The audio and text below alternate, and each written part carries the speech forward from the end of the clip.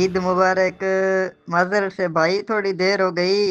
असल में पीछे एक बेल काट रहा था। जैसे ही उसको गिराने लगा उसने मुझे ऐसा उठा के पटखा कि 10 मिनट तो मुझे वापस आने का रास्ता ही याद नहीं आ रहा था। अपनी हालत देखो।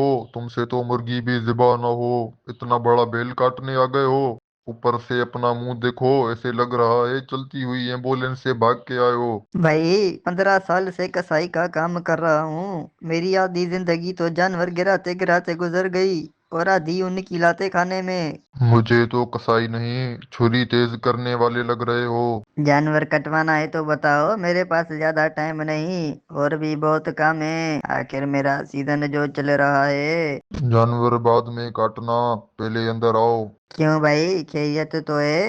अब क्या हो गया? पहले फ्रिज देख लो, कल ही नया लिया है। मैं कसाई हूँ, इलेक्ट्रिशियन थोड़ी जो तुम्हारा फ्रिज देखूं। वैसे भी टाइम बहुत कम है। अभी और भी जानवर काटने हैं, कमाई का टाइम है, फजूल बातें ना करो। इजाजत दो तो बछड़ा गिराऊं। मैं जितना बोल रहा हूँ उतना करो। पहले फ्रिज देखो, अगर उसमें जानवर पूरा आ जाए तो फिर काट लो, वरना मैं पहले साथ वाले घर से दूसरा फ्रिज मंगवा लूं। पिछले साल भी गोश्त बाहर पड़ा पड़ा खराब हो रहा था, फिर मजबूरन दिल पे हाथ रख कर गरीबों में बांटना पड़ा। ला हौला वला कुव्वता, अल्लाह का खौफ करो भाई। लग रहा है कुर्बानी अल्लाह को राजी करने के लिए नहीं, फ्रिज भरने के लिए कर रहे हो। इतना गोश्त जमा करोगे तो फ्रिज भी बोलेगा।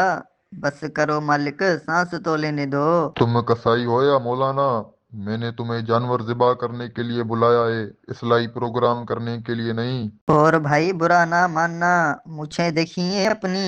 ऐसे लग रहा है थाने के रिटायर हवलदार हो। बस हाथ में एक डंडे की कमी है। तुम्हारी मूछें देख के तो जानवर भी परेशान हो गया होगा कि ज़िबा होने आया हूँ या गिरफ्तार। वे, ज्यादा ज़ुबान नहीं चला। जल्दी से जानवर गिरा, वरना मैं दूसरा कसाई बुला रहा हूँ। बुला लो भाई, लेकिन एक बात याद रखना।